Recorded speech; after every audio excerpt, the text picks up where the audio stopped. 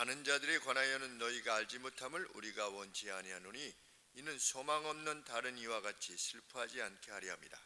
우리가 예수에 죽었다가 다시 샀음을 믿을진대 이와 같이 예수 안에서 자는 자들도 하나님이 저와 함께 데리고 오시리라. 우리가 주의 말씀으로 너희에게 이것을 말하노니 주 강림하실 때까지 우리 살아 남아있는 자도 자는 자보다 결단코 앞서지 못하리라. 주께서 호령과 천상의 소리와 하나님의 나팔로 친히 하늘로 쫓아 강림하시리니 그리스도 안에서 죽은 자들이 먼저 일어나고 그 후에 우리 살아남은 자도 저희와 함께 구름 속으로 끌어올려 공중에서 주를 영접하게 하시리니 그리하여 우리가 항상 주와 함께 있으리라. 그러므로 이 여러 말로 서로 위로하라. 아멘. 우리 한글 역본에는 기술되어 있지 않은데 13절 앞에는 그러나 이런 뜻이 있습니다. 그러나 앞서 데살로니가 성도들의 삶의 방식에 있어서 이렇게 하지 말고 라고 하는 뜻입니다. 그러나 무엇이 그러나인가? 데살로니가 성도님들은 예수님의 재림이 아주 임박한 재림으로 여겼습니다. 그래서 자신들이 살아있을 때 예수님이 재림하실 것이라고 생각했습니다. 그래서 아주 마치 1992년에 예수님이 재림하신다고 다미 선교회가 아주 난리를 쳤지요. 그것처럼 아주 소란스럽게 이렇게 행하고자 하는 그러한 흐름이 데살로니가 성도들 내에 있었던 겁니다. 그래서 앞서서 사도 바울이 자기 손으로 일하고 고요한 삶을 행하라 그렇게 말씀하신 겁니다. 자기 손으로 일하고 일을 안 하려고 할 가능성이 높기 때문에 왜 주님이 재림하시는데 학교는 가서 무엇하며 취직하며 무엇하며 그러니까 사도 바울이 자기 손으로 일하고 자기의 비즈니스에 열심하고 고요한 삶을 살아라. 그리고 이방의 도움을 필요하지 않을 만큼 소득이 있을 수 있도록 해라.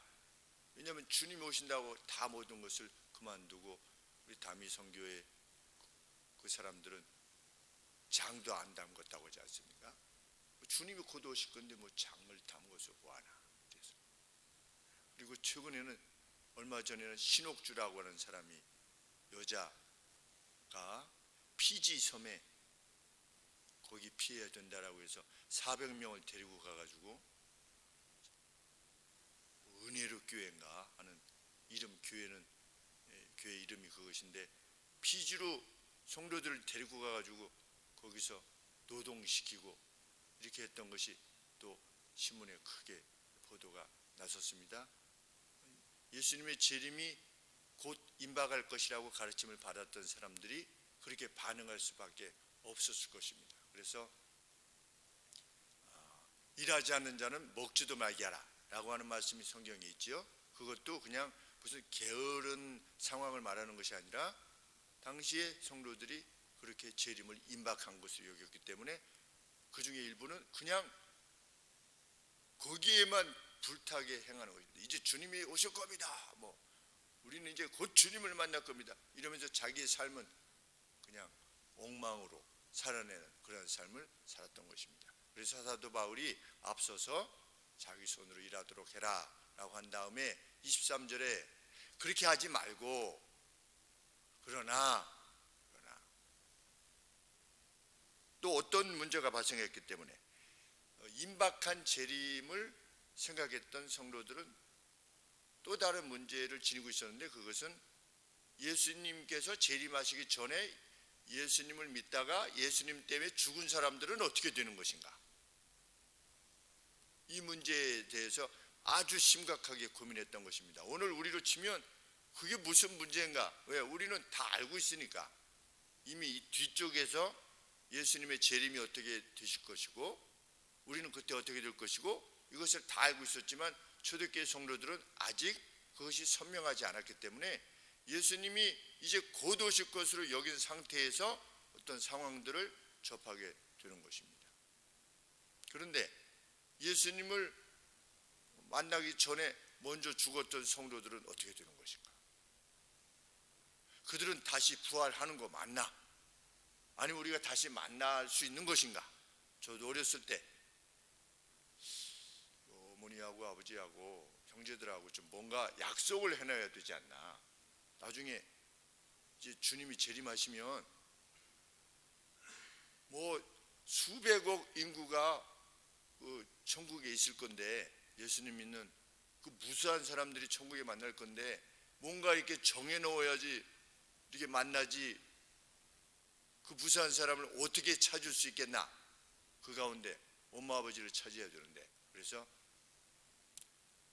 천국에서 가장 큰 나무 밑에 모인다든지, 우리 집은 그렇게 해야 되지 않나, 이런 생각을 했었습니다. 어렸을 때 그 생각도 했었고, 그때는 전쟁이 하도 난다고 그래가지고서 우리 집이 좀 이산가족이 흩어지면 어떻게 되나, 그래서 만약에 각각이 흩어져 있다가 전쟁이 나면 뿔뿔이 흩어질 텐데 누구 집에서 모이기로 이렇게 어디서 모이기로 미리 결정을 해야 되지 않나, 이런 생각을 초등학교 때 했던 것 같습니다. 초등학교 막 1학년, 2학년 정도에.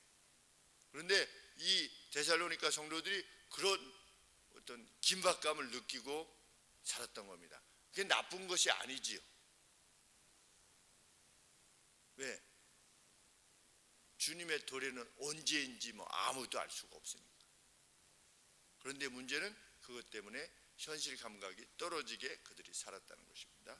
그리고 누군가 그리스도를 위하여, 그리스도를 위하여, 이게 우리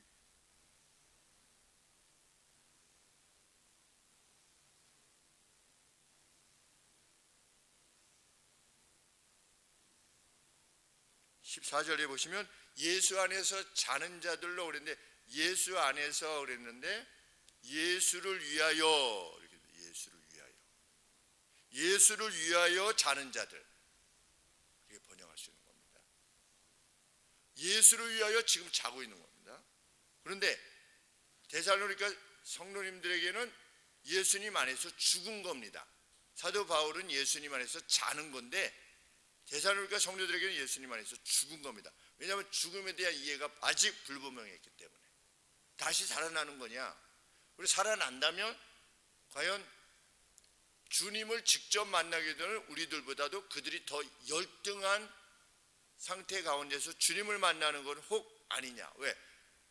우리 주께서 우리는 주님 오실 때까지 살려두실 만큼 우리를 위하시는 건데, 예수님을 위해서 행하다가 죽었으니까 그것은 예수님이 그만큼 우리보다 더 이들을 귀히 여기지 않은 것이 아니냐라고 하는 생각이 들었기 때문입니다.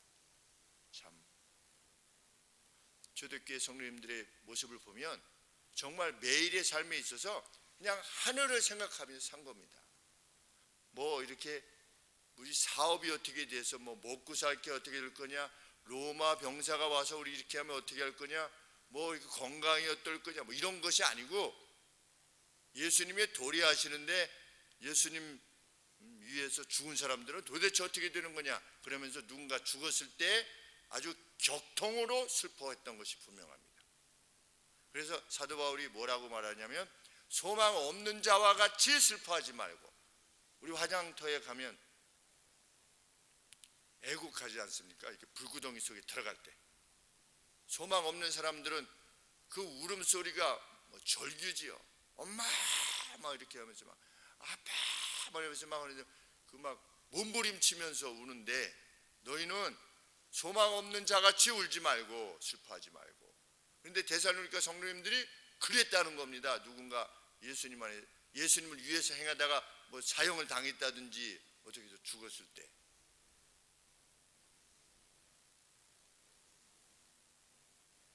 많이 혼란스러웠던 겁니다.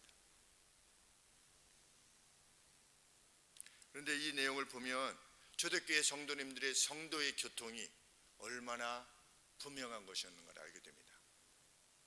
나의 그 어떤 때문에 슬픔과 기쁨을 말하고 있지 아니하고, 예수님을 위해서 누군가 죽었을 때 그것에 대해서 아주 격통을 느끼면서 슬퍼할 만큼 성도들이 하나였다는 겁니다. 그것이 우리에게 복음을 전해준 초대교회의 모습이었습니다. 어떤 삶의 기쁨과 슬픔을 논할 때, 야, 나 어저께 뭐 주식을 샀는데 왕창 올라가지고 뭐 이렇게 해서 막 기뻐, 나 근데 뭐 이게 떨어져서 슬퍼, 나 뭐가 발견돼가지고 뭐 이렇게 뭐 어디가 아프대, 뭐가 이게 문제가 됐대. 이것으로 기쁨과 슬픔을 논하는 게 아니라, 교회 성도님이 누군가 돌아가셨는데 저 성도님은 주님 오시기 전에 돌아가셨는데, 야, 저 성도님은 과연 우리가 다시 만날 수 있는 건가? 아니면 예수님 재림 시에 어떻게 되는 건가? 너무 슬퍼서 막 격통에 사로잡히는, 그만큼 성도들이 하나였다는 겁니다. 그 교회와 오늘 우리의 교회, 그 교회와 우리 성도들의 이 교통, 이것이 같아야만 되는 건데, 같기를 원하고 그것을 소망하고 나가는 것이 오늘의 교회여야 되리라 분명히 확신하는 것입니다. 그 사람이 하나님의 사람이고 하늘의 소망을 지닌 사람입니다.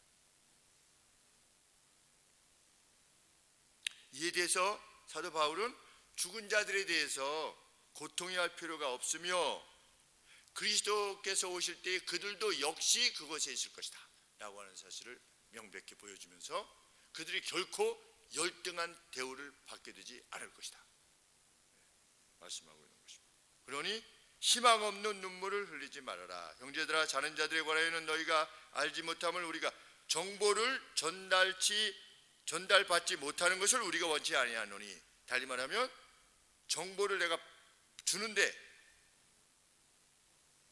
이 정보는 누구로부터 받은 것이냐? 15절 초반절에 보면 우리가 주의 말씀에 의하여 너희에게 이것을 전한다 그랬습니다. 그러니까 사도 바울이 주님으로부터 계시를 받은 겁니다. 그런데 사도행전이나 그 어디에도 주님이 이러한 계시를 주셨다는 말씀이 없지요. 그러니까 성경은 여러 면들이 생략되고 축약되고 있다는 것을 알게 됩니다. 근데 내가 주님한테 받은 거다. 뭐냐? 이들이 다 같이 자는 자들이 부활할 것이다. 그런데 먼저 죽은 자들이나 살아있다가 주님을 만나는 이들이나 똑같이 하나님 옆에서는 똑같이 영광을 얻게 될 것이다. 그게 뭐 그렇게 중요한가?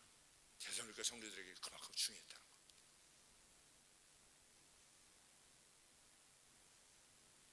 여기서 소망 없는 자들이란 누구를 말하는 거냐? 이방 철학자들과 그들의 가르침을 주셨던 사람들. 그러면 당시에 이 죽음에 대한 이해는 어떤 것이었느냐? 그들도, 그리스도 철학가들도 일부는 영원히 불멸한다는 것을 가르쳤습니다. 영원히 불멸하는 것을 가르쳤는데, 그 불멸하는 영혼이 가는 곳이 어디냐? 아주 음울한 지옥 공간이다. 그래서 아주 조악한 상황 가운데 거하는 것을 지하세계로 이해한 겁니다. 영혼이 가는데, 성경이 말하는 부활, 재림, 기쁨, 환희, 이런 개념은 전혀 없는 지하세계인 겁니다. 그 이방 세계가 말했던 죽음 뒤의 세계는 그 어떤 기쁨도 말할 수 없는 그런 곳인 것입니다. 그때 당시에. 그래서 그 그리스 시인이 있는데, 주전 300년, 예수님 오시기 전 300년 전에 태어났던 그 데오크리투스라고 하는 시인이 뭐라고 말했냐면, 희망은 산 자를 위한 것이요 죽은 자는 희망이 없다, 이렇게 말한 겁니다. 죽은 자에게는 희망이 없다. 그 세계관이 데살로니가 성도들이 살아 있었던 시대의 세계관이었던 겁니다. 그러니까 이 세계관의 영향을 받았던 사람들일 수밖에 없죠. 누가? 데살로니가 성도들이. 그러니까 예수님을 믿는데 주님 만나서 이렇게 살아야 되는데 죽었으니까 이거 어떻게 되나? 희망이 없는 죽음의 세계로 갔구나. 이거 어떻게 해야 되나? 아주 격통으로 울게 된 겁니다.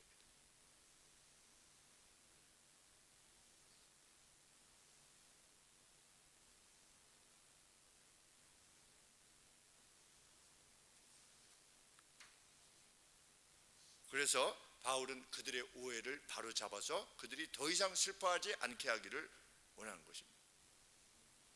14절 말씀에 만일 우리가 예수 그리스도께서 죽으셨고 다시 사셨다는 것을 믿는다면 그렇게 하나님께서 예수 안에서 잠들어 있는 이들을 그분과 함께 데리고 오실 것이다.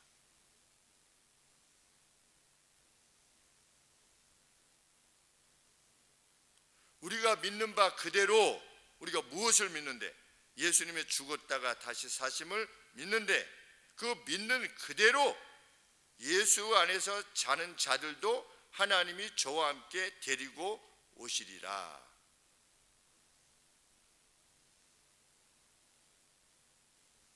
잠자는 사람이 반드시 깨어나듯이 죽은 자들 역시 부활이 깨울 것이다.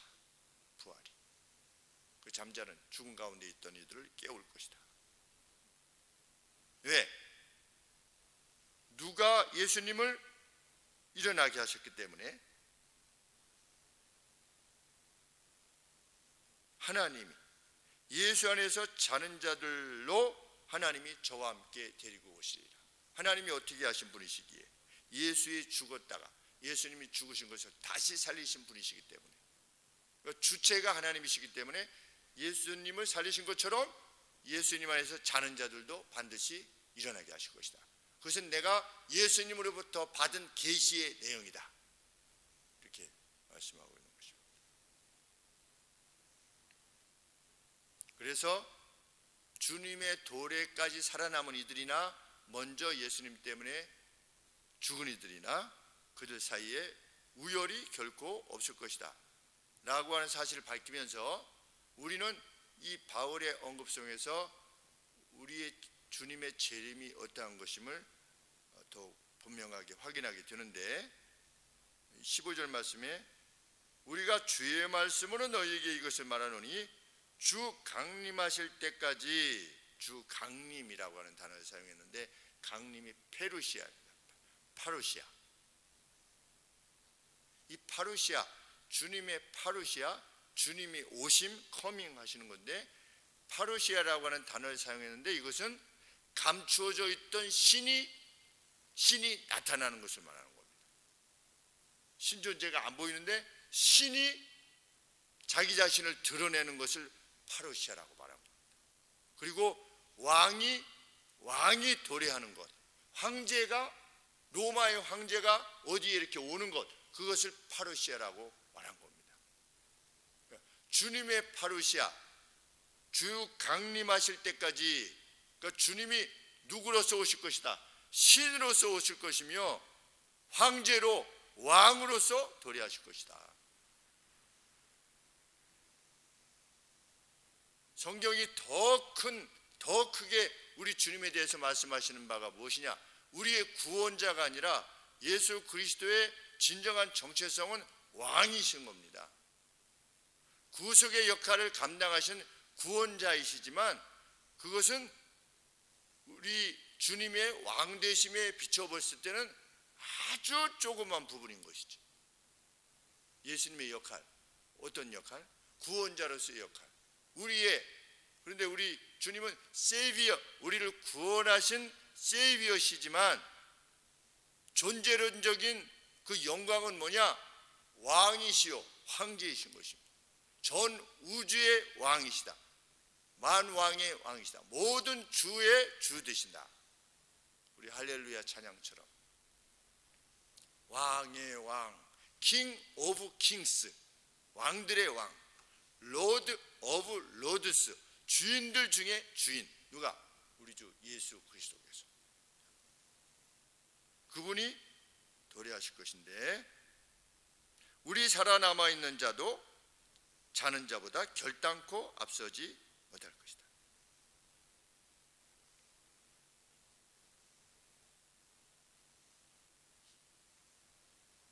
주께서 호령과 아주 좋게 번역을 했습니다. 주께서 호령과 무슨 호령을? 그래서 이 단어, 이 주석가가 이 단어에 대해서 설명하는데 선장이 가판원들을 격려하는, 그때 외치는 외침들. 어떤 그 크루 멤버들이 있는데 대장이 가자 뭐 이렇게 하는 이것이 여기서 언급하고 있는 주의 호령이 납니다. 자, 다 모여라 뭐 이렇게, 자, 너희들 다 모여라 이렇게 하는 주의 호령과,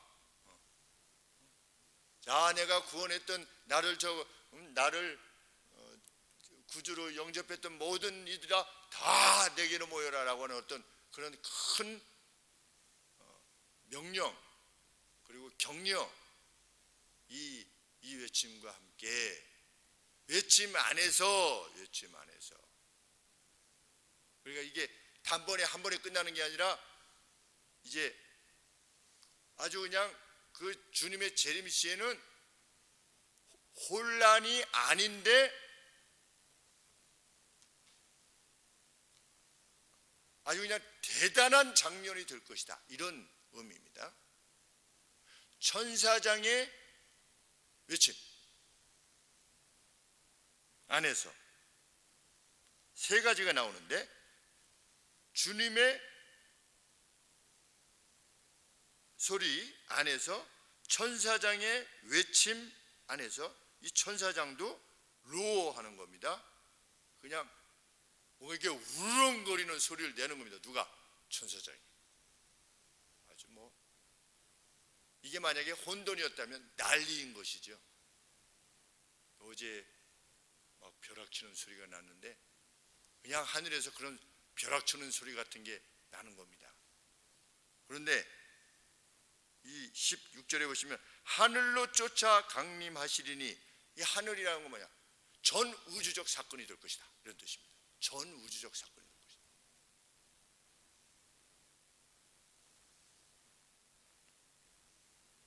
대장관이 될 것이다. 하나님의 나팔 안에서 하나님의 나팔 소리가 나, 소집하는, 자기 백성들을 소집시키는 나팔. 우리 구약에 보면 나팔 소리가 나지 않습니까? 전쟁할 때도 나팔하고, 하나님의 도우심을 구하려 할 때 나팔을 불고. 그런데 하나님의 나팔, 그것과 함께 그것 안에서 하늘로부터 내려오실 것이다, 우리 주님이. 아, 모여라. 근데 옆에 막 천사장이 막 같이 막 소리를 내면서 또 트럼펫 소리가 막 나가면서, 우리 황제가 등장할 때 트럼펫 하지 않습니까? 우리 로마 영화 같은 데 보면 긴 나팔 가지고 여러 군악대에서 막 빰빠라빰빰빰 황제가 나타나잖아요. 우리 주님이 그렇게 오실 것이다, 이 땅에. 그때 누가 일어날 것이다? 14절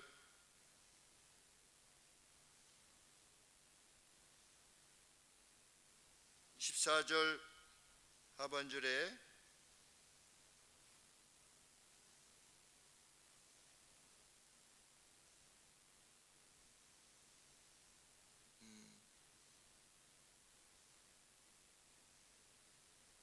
네, 16절 하반절에 그리스도 안에서 죽은 자들이 먼저 일어나고, 그러니까 먼저 부활 사건이 있는 겁니다. 죽은 성도들의, 그리스도 안에서 죽은 자들이 먼저 일어나는 겁니다. 그리고 그 후에 우리 살아남은 자들이 그들과 함께, 살아남은 사람들과 함께 구름 속으로 끌어올려져서 공중에서 주를 영접하게 될 것이다. 이것이 주님을 만나는 수순인 겁니다. 이렇게 하나님의 청사진 안에 다 순서가 있는 겁니다. 참 신비롭습니다. 우리가 그날 그것을 보게 될 것입니다. 우리가 죽어 있다면 우리가 먼저 부활하겠죠. 그리고 그때 살아있던 성도들과 함께 연합해서 공중에서 주를 만나게 될 것이다. 하나님의 영광인 구름, 그 영광 안에 함께 거하는, 그래서 영원토록 주와 함께 거하게 될 것이다. 전 우주적인 세레모니가 이루어질 것이다, 이런 뜻입니다. 그래서 주기철 목사님께서 쓰신, 손양원 목사님인지 주기철 목사님이신지 우리 의정부의 김종호 목사님이 글을 페이스북에 올려놨던데, 구름만 좀 이상해도 혹시 주님이 오시는가 이렇게 생각했다는 거죠. 우리도 가끔 구름 사이에 막 뭐가 쫙 빛이 비춰지고 이러면, 야, 주님이 오실 땐 저런 모습으로 오실지 모르겠구나 이렇게 생각했던 것처럼 우리 주님이 그렇게 오실 것이다. 그러면서 그러므로, 뭐가 그러므로입니까? 우리가 이러한 주님의 재림을 맞을 것이니 결코 무덤에 갇혀 있지 않게 될 것이니, 그리고 먼저 떠난 이도 결코 열등하지 않을 것이니, 믿는 이들 모두는 이미 죽은 자나 살아있는 자나 함께 영원히 주님과 함께 거할 것이니, 그것이 주님으로부터 계시된 내용이니 이 여러 말들로 서로 위로하라. 위로하라라는 말, 참, 오늘 이런 말씀을 성도들에게 행했을 때 이 말씀으로 위로를 받는 사람이 과연 얼마나 있을까 이 생각해 봅니다. 성도님, 지금 상황이 이렇게 시고 이렇게 시고 이렇게 시는데, 사실은 우리가 기뻐하고 우리가 위로를 받고 해야 되는 상황은, 우리가 주님이 오시면요, 죽은 사람들이 다시 살아난대요. 그래가지고 우리도 그때 죽었으면 이렇게 살아나가지고 그때 살아계신 성도님들하고 같이 해가지고 공중으로 이렇게 끌려 올려가가지고서 공중에서 줄을 맞는데요, 성도님 위로를 받으세요 올 때, 큰 위로를 받는, 이런 성도님들이 과연 오늘 교회들마다 얼마나 있을까 생각을 하게 됩니다. 그건 그거고요. 그건 뭐 마지막에 그렇게 되는 건데, 지금 이게 살아가는 게 너무 힘들고, 저 사람이 나를 자꾸만 무시하고, 저 사람이 자꾸만 내 돈을 가져가려고 그러고, 이 사람은 너 돈을 안 갚고 자꾸만 이래요. 그 위로가 안 돼요. 그건 뭐 나중에 그렇게 될 거는 알지만 그게 별로 위로는 안 되네요. 이렇게 할지, 아니면 이 여러 말로 서로 위로하라. 우리는 순례자들이요 나그네들인데 이내 그 날을 맞이하게 될 것이다 라고 하는 사실로 서로를 위로하는 공동체가 그게 교회인 겁니다. 교회는 다른 목적을 가지고 있지 않습니다. 통일, 인권, 성경에는 결코 그런 말 하지 않습니다. 교회 내에서 그것이 이루어지도록 했죠. 교회 내, 이스라엘이라고 하는 교회 내. 그런데 정말 점점 더 세상에 속해 있는 어떤 교회들은 점점 세상 것을 말하려 할 겁니다. 그들이 부활에 대해서 언급하지 않고, 그들은 주님의 재림에 대해서 언급하지 않고, 그들은 천국에 대해서 언급하지 않습니다. 성경은 처음부터 끝까지 주님의 도래에 우리의 시선이 맞춰지게 되고, 그 소망으로 서로 위로하라 라고 했지만 그들 교회는 그렇게 행하지 않는 것입니다. 그런데 그것이 더 세련돼 보이고, 오늘 이 시대의 교회의 역할을 감당하는 것처럼 보이게 하려고 하고, 그러나 진리의 교회는 이 말씀에 근거하여 살아갈 것입니다. 자기 손으로 일하는 고요한 삶을 분명히 살고 있지만 그 안에는 주님의 나라에 대한 뜨거운 열망을 지닌, 그래서 혹 그 주님에 대한 뜨거운 열망을 거부하게 한다면 죽으면 죽으리라는 각오를 가지고 언제든지 죽을 각오가 되어야 한다. 주님이 내게 생명을 요구하신다면, 그 소망을 위해서 생명을 요구하신다면, 그저 매일의 일상에서 고요하고 평안하게 점잖게 이렇게 살아가는, 그냥 세상 사람들이 보기에는 그냥 순한 사람들처럼 보이지만 주님의 나라를 위해서는 결정적일 때는 자기의 생명을 아깝게 여기지 아니하고 위해서 행할 수 있는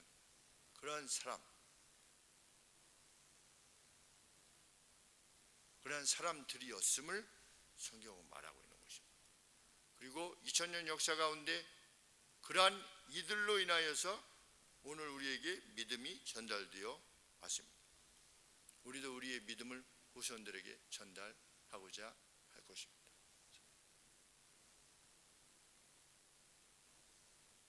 그러한 우리는 잠시 지나가는 것들에 의해서 낙심하거나 아니면 우쭐대지 않을 것입니다.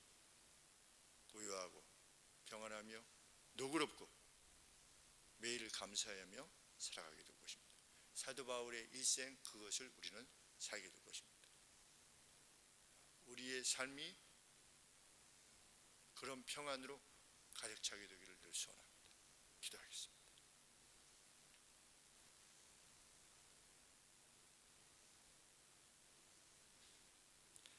본질적인 것을 늘 묻게 하시고 하나님 바라보게 하여 주시옵소서. 우리의 시선이 그것을 향하게 하시고 그 세계관으로 저희들에게 오늘 주어진 날들을 바라볼 수 있게 하여 주시옵소서. 생명 호흡이 끝나는 날이 있을 것이지만 그것이 결코 끝이 아니라는 사실로 인하여 서로 위로하는 저희 복된 기회가 되게 하여 주시옵소서. 예수님의 이름으로 기도합니다. 아멘.